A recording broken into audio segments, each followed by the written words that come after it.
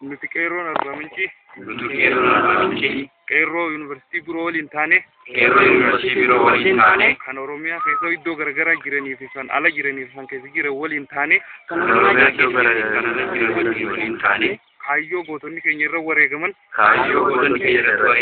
galmaan ni keenya kana ilaalchise dhaadannoolee armaan gadii kana qopheeffannee waan jirruuf na waliin jettanii nama seenaan dagate seenaan hin dagatu Ebli 15 guyyaa gootota Oromooti gantuuf harka illaan mootummaa wayyaanee gabroonfataa fi abbaa irreeti ilmaan Oromoo ajjeesuun haa dhaabbatu Oromiyaa shall be free qeerroon bilisummaa Oromiyaaf wareegama nurraa eegamu kamuu ni baana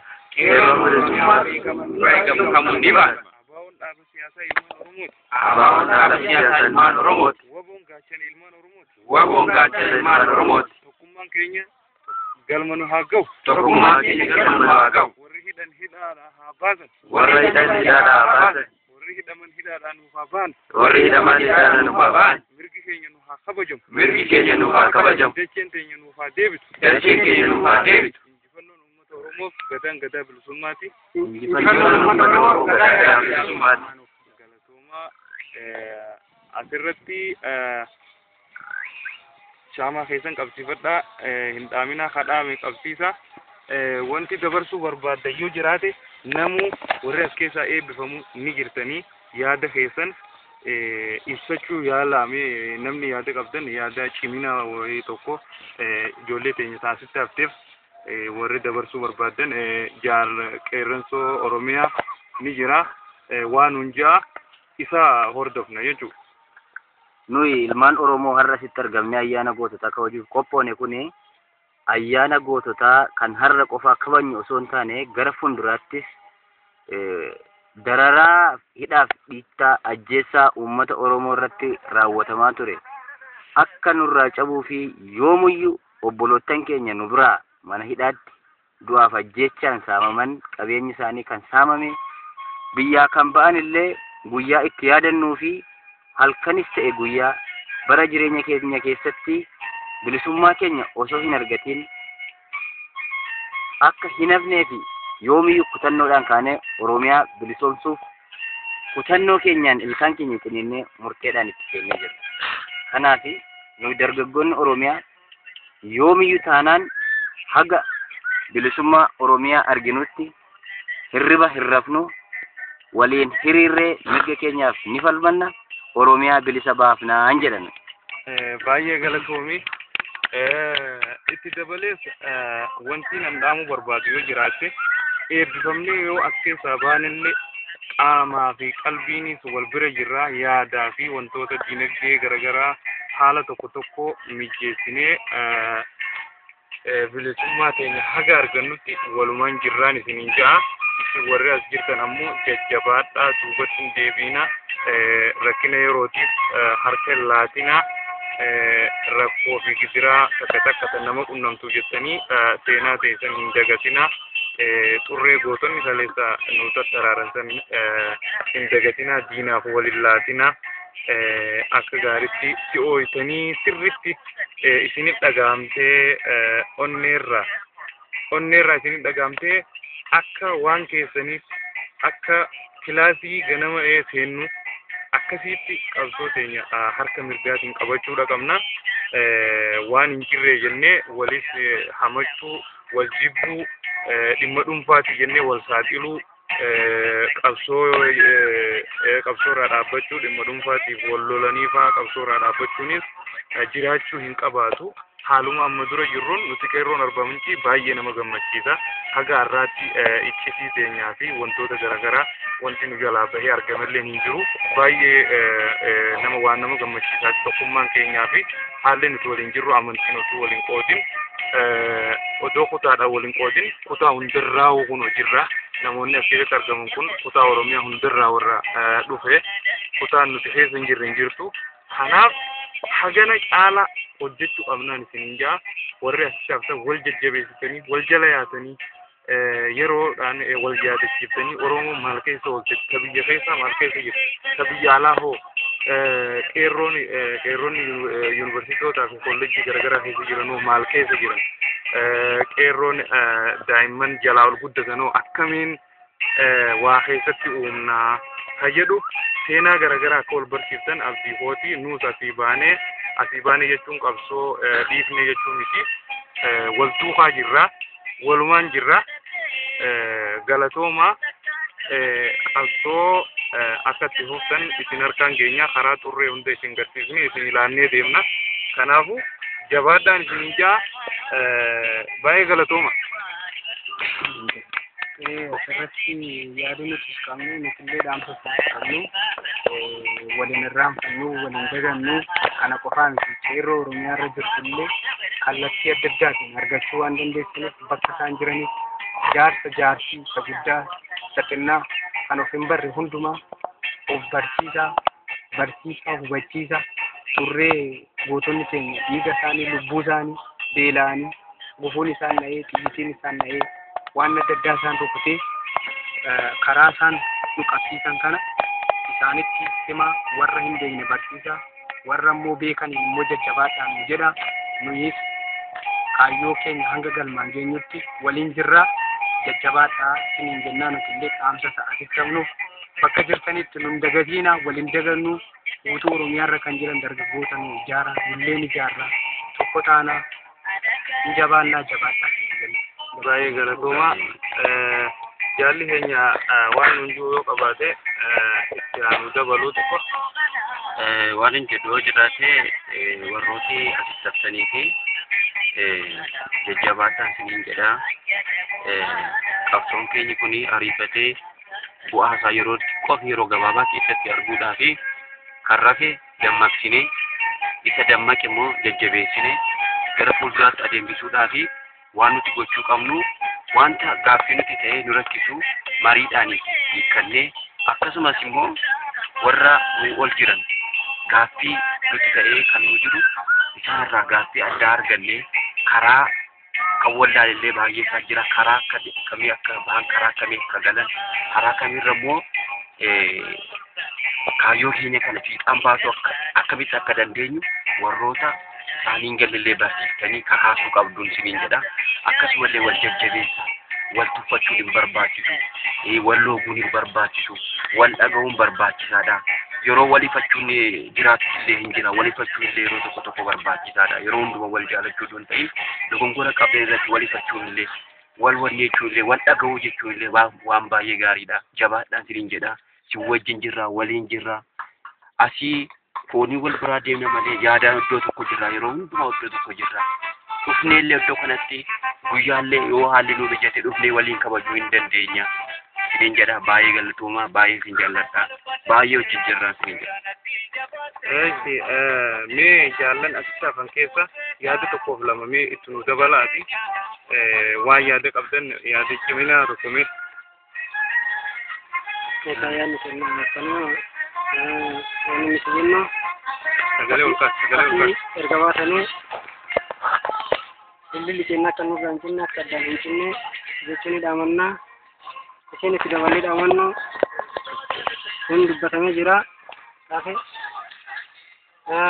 asii baanee bakka deemne sanitti qabsoo keenya irratti cimuu qabsoon keenya asii baane jennee akka addaan hin cinne bakka jirrutti seenaa boonsaa seenaa dhaabas boonsu seenaa sabas boonsu seenaa nu boonsu dabarsinee akka deemnu isinitti dhaamanna. Baay'ee galatooma mee namni yaada biroo haa qabdan itti nu dabalame. Nullee warri asitti hafnu akkuma kanaan dura walumaan tokkummaadhaan haalota hundumaa dabarsaa turretti isin warra asii ba'an kanaatiif yaada nuni qabnu akkuma har'a nu faana qabsoo daandii gaariidhaan gaggeessaa turtan boris asii yeroo baatanii deemtan namoota hedduu waan argattaniif dargaggoota hedduu maanguddoo hedduu argattanii karaa baay'ee argachuu waan dandeessaniidhaaf akkuma har'aa jabinaan ciminaan hojjechaa turtan borillee haalli kamillee otoo isin hin daangessin qabaachuu fi dhabuun otoo isin hin daangessin haala hundumaan hamma gaafa bilisummaa ijaan arginutti akka jabaattanii tokkummaadhaan saba hundumaaf bira akka saba keenya biraatiin jajjabina geessistanii akka daandii bilisummaa nuti isiniif imaanaa isinirraa qabna. Adaraa keenya kana galmaan nugaa nun dagatinaa waliin dagannu yoomillee nuni warra wal dagatu miti qabsoo keenya seeraan isin baay'ee galatoomaa yaada gaarii haastanii yaada keessan fudhannee nulleen haga dandeenyu lubbuu teenyatti kanninee ni hojjenna. Kanaaf yaada keessan fudhannee jirra baay'ee galatoomaa. Ammas namni yaada dabalataa qaban yoo jiraatan yaada tokkoof lama fudhannee gama sagantaa keenyatti aanutti dabarra. Baay'ee galatoomaa. Mee yaada tokko yaada irra deebitellee naan hin jedhinaati. Yaada nani qabu nuti nama bilchaata nama sammuu qabu nama barateedha.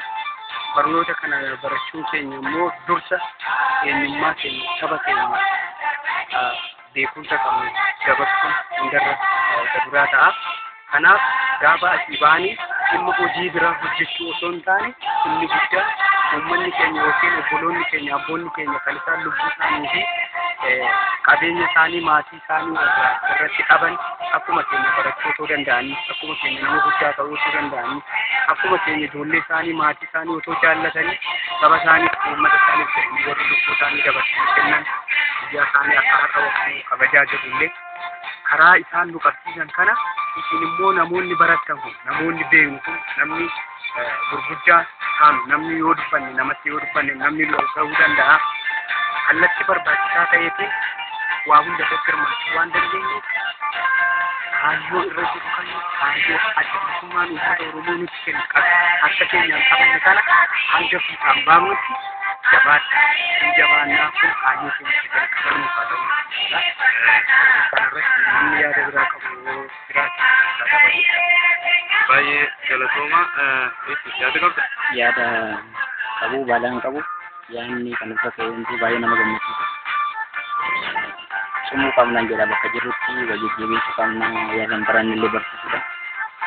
Kallattii gama jiruun kallattii hundaan uummata keessa tajaajilullee karaa seeraa karaa dhugaa qabuun tajaajillee of barsiifne maalummaa isaanii akka baran taasisuu qabnan jedhan bakka jirrutti wal qabannee socho'uu qabna wal gahuu qabna bakka deemnitti bakka jirtanitti wal arguudhaan uummata keenya illee nuunillee qunnamsiisa godhuun jira yaada kan qabu kana.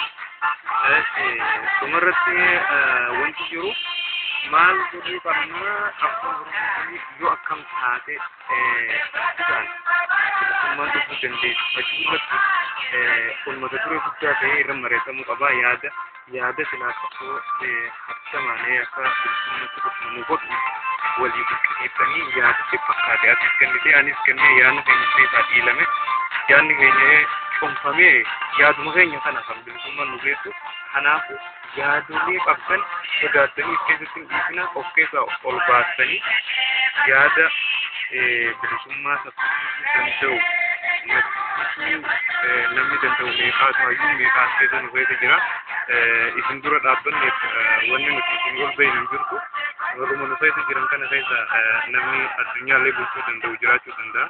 Kanaafu yaada walirraa fuutanii wal jala kayaatan dhaamsa kooti wallaala keenya akka barsiistan kaan ammoo haga danda'ametti irra qorattanii gara maadheetti fidanii maadhilee garaagaraa hajiran irratti nu dabaltanii akka ijaartan assignmentiidha kuni hojii manee isiniif laatame jechuudha.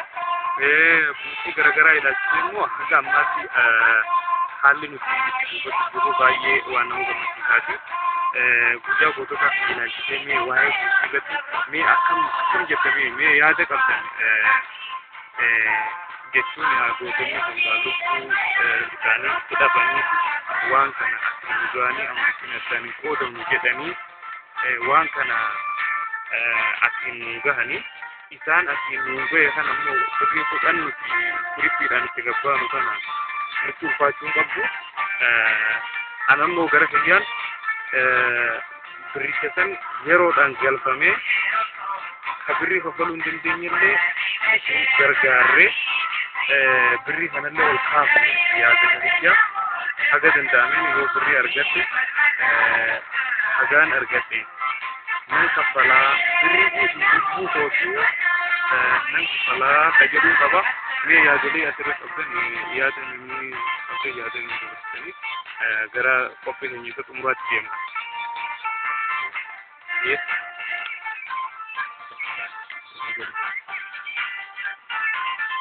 Mee jaalli keenya akkam jettu? Yaada keessatti birrii kudhan jechuun maal jechuun birrii kudhan gama bulchuudhaati jechuudha. Birrii kudhan osoo hin taane namni waamee qabsiisaa ulama odoon keenya lubbuu isaanii itti dabalu birrii kudhan kanaaf birrii kudhan nama lama faana kan balleessee kanaaf wantoonni kun namoota hin dadhabsiisan nama dadhabsiisan yoo jiraatan gargaaruu keenya ni dirqama. Isa baafaduu akka hin taane nuti kaayyoon keenya nu guddaan wal gargaaruu, wal jajjabeessuu, wal gorsuu, wal deebisuu karaa qabsoon keenya itti gamna geessu karaa wal qabsiisnee wal jabeessuu malee nama guutuu hin dandeenye namoonni rakkoo keessaa baasanii matanii qulqulluu fiigii keenya keessaa baafnee isaan gargaaruu kan dandeenyu. Kanaaf hundumti keenya iyyuu gaafatamummaa mataa keenyaaf qabnee jabaannee qabnee gama qabsoon keenya akkamitti ariifachuu danda'a. Nuti gaafa asii baanee nama guddaadha, nama beekudha. Nama namatti yoo dubbanne illee namni nu dhaga'uu danda'udha. Gaafa asii baanu kallattii adda addaatiin deemna malee marti keenya akka iddoo tokko jiru nuti beekte. Kanaaf iddoo jiru hundumaatti haga amma baay'annu kana miseensa hamma baay'annu kana namoonni amma kana yoo horanne bilisummaan baay'ee gabaabbataa hin jedhan dafee danda'a hin jedhan karaa tokko ta'a. Kanaaf iddoo jiru hundumaatti akkuma asitti hiriyaa yookiin immoo jaallee uumnee nuti wajjiniin wal gurmeessinee yeroo wal gurmeessite dhimma guutummaa irratti ta'e dhimma sabboonummaa irratti dhimma ubbaruu irratti dhimma hundumaa ubbarsiisuu irratti akkuma asitti mari'annu namni tokko asii gaafa bade kallattii adda addaatti yoo deemu nama hanga kanaa yoo horate Oromiyaan yeroo guddisuu qabdi amma. Kanaaf isaan kanaan illee haala amansiisuu dandeenyu waajjira keessatti galu hojii irratti hojjennu hundumaa irratti wal gurmeessu bilisummaan namoota gabaabachuu danda'a, namoota ubbaruu danda'a. Aadaa, afaan, mammaaksa tokkotu akkas jedha. Fardi guddaadha, fardi baay'ee guddaadha. Itti immoo baay'ee xiqqoodha. Waan xiqqoodha. Fardi eegee hin qabu yoo ta'e itiisuma kanatti roorrisaa jedha. Namni of hin beeknes akkasuma jedha. Galgalee itiisi guddattee fardaaf jedha. Fardi waan guddaadha. Garuu maalni itiisi kun hir'ina hin qabu. Fardi sun hir'ina yoo qabaate garuu itiisa ishee xiqqoo sana jechuudha roorrisa. Itiisi waan kotii irra waltuudha waan iddoo gadi waltuudha. Fardi garuu waan kabajaati. Waan kabajaa kana maaltu itti roorrisa? Wanta isa irraa barbaachisu tokko warra hin jiru yoo ta'e kanaaf obbeenya yoo ta'e obbeenyi yoo of hin beeknu ta'e nama biraa fakkaanna yoo ta'e saba biraa fakkaanna yoo ta'e akka namni biraa jirutti hin jiraata waan ta'e itiisa sunatti roorrisaanii hin agarre malee itiisa natti roorrisaa jira. Kanaafuu jabaadhaa of baruu wal barsiisuun uummata keenya barsiisuun karaa baay'ee galatoomna. Yaada dabalataa waan waliin hojjetu danda'a. Wanta hin jirre yoo jiraate amma abbaan keessa kaampasoonni bakka afurtamanii jiru. Bakka afurtamanii jiru isaan keessaa amma nuti warroonni jiru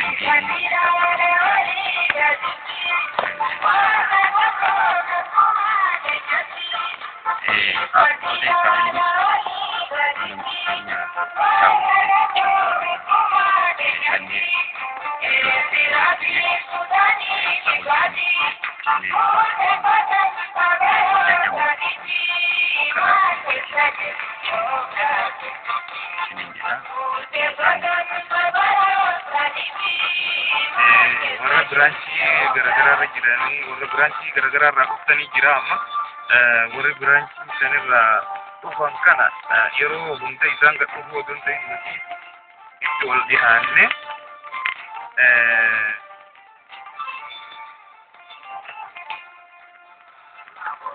akkasitti nuti itti dhiyaanne itti dhaynee wal dhaynee yeroo haan qaamotti yeroo tokko abbaatti yeroo tokko immoo Nechisaar yeroo tokko meen kaampaasii injiinariin kaampaasii kanatti haalli wal arguudhaaf keessan haaluma teeknikii mataa keessanii fayyadamtanii wal arguu dandeessanii injaa ammoo dhumarratti wanni nan isiniif dhaammadhee addaan deemnu kondomii namaa ta'uu haa dhiifnu.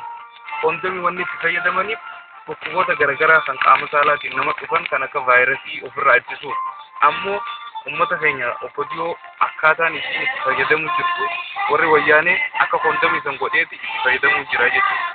Maaliif ummatuma keenya waan wal gubbaa godhaniif jecha namni isaan tuqu jiru isaan keessa fayyadamnaa fayyadu waan ta'eef jecha nuti ammoo kondomii namaa ta'uun gonkumaa'uu waan nama baasaatii miti waan galma nama gahaatii miti kondomii namaa ta'uu kana haadhisuu hin jaa baay'ee galatoomaa tokkummaan keenya himeetti gufuu qabaa wal dhageessanii wal jala deemuu qabdanii har'aas boruus ni bilisoomti Oromiyaa bilisoomte keessatti akkana waliin guyyaa ayyaana goototaa warra kabaju nu haa godhu baay'ee galatoomaa tokkummaa keenya waaqni keenya nu haa cimsu gaaddisa tokko jalatti wal ga'ee warra waaqayyoo isaatiif galata galchu nu haa taasisuun jaa baay'ee galatoomaa nagaan tura. Asirraan haasaa keenya xumurree kanatti fakkaata.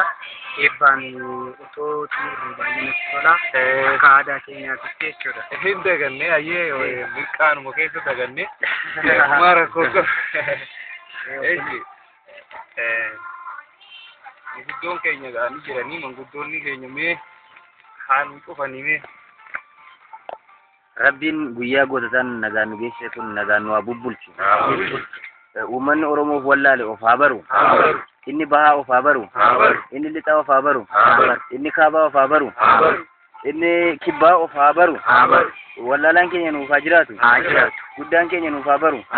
Beekaan keenya nuuf haa bulu. Oromiyaan haa bilisoomtu. Hidhaan barattoota Oromoo irraa haa dhaabbatu. Hidhaan barsiisota Oromoo irraa haa dhaabbatu. Hidhaan beektota Oromoo irraa haa dhaabbatu. Qabeenyi Oromoo kan Oromoo haa ta'u. Oromiyaan bilisa haa baasu. Sabboontonni keenya yoomii wal hiriiranii mirga isaaniif akka isaan dhaabbatan Rabbi tokko isaan haa taasisu. Nama garaa yaadu Rabbi nuun godhin. Gadaa bilisummaati. Uummata Oromooti. Waaqayyoon inni amma yoonaatti nu gargaare galanni isaaf haa ta'u. Biyyi keenya Oromiyaan haa bilisoomtu. Kan of wallaale of haa baru. Kan diina uummata Oromoo nyaachuudhaaf ilkaansaa qaratee gara keenyatti fiigu ilaa akka ibidda kanaatti Waaqayyo isa haa gubu. Isa haa bobeessu. Oromiyaan dachee abbaa qabdudha. Biyyi kan abbummaa ishee taatee biyya abbummaa ishee haa mirkanooftu. Daangaan Oromiyaa haa eegamtu. Manni hidhaa uummata Oromootiif hidhamaa ijaaramaa jiru har'a haa gubatu. Abiddi Waaqaa isaa haa gubu. Uummanni keenya of haa baru. Jaarsi of haa baru. Wallaalaan of haa baru. Beekaan haa guddatu. Biyyi kan Oromiyaan kan uummata Oromoo haa taatu. Abbaan biyyaaf haa galu. Inni biyya alaa jirullee saba maatii isaa ijoollee isaa gadhiisee inni deeme inni baqate roorroon diinaa itti baay'atee inni roorrifamee baqate biyyi kan Oromiyaa taatee daangaan biyyaa eegamtee fi haa galu. Inni of wallaale of haa baru. Gadaan gadaa bilisummaatiin injifannoon uummata Oromootiif haa taatu. Eebbi sadii gaa ittiin daballa. Warreen qabsoota na gufachiisuudhaaf garaa isaaniitiif ja'anii yaadan waaqni tokkichi isaaniif hin milkeessin. Isaaniif hin milkeessin. Warreen qabsoota na gufachiifna ja'an isaan haa gufachiisu. Akka ibidda kanaatti isaan haa gubu. Galmaan isaan Rabbiin gahin yeroo muraasa keessatti Rabbi isaan haa ajjees ajjees warra gootota keenya lafeedhaan waan fidan tana gufachiifna jee isaanaa gufachiif tokko nu haa taasisu guyyaa gaaddisa tokko jala waliin nu haa qabu injifannoo teenya waliin nu haa deebisu injifannoo teenya wal nu haa agarsiisu warra hidhaa keessa jiran hidhaa keessaa rabbi haa baasu warra mirga isaanii dubbatan rabbi haa fidu keeyyattoota garagaraa akka 39 sun nu haa kabajamu oromiyaan kan oromiyaa haa taatu biyyi ta abbaa qabu haa taatu mootummaa abbaa irree nurra haa ka'u akkasitti rabbiin tokkummaa keenyaan oromiyaa keessatti wal nu haa agarsiisu baay'ee galatoomaa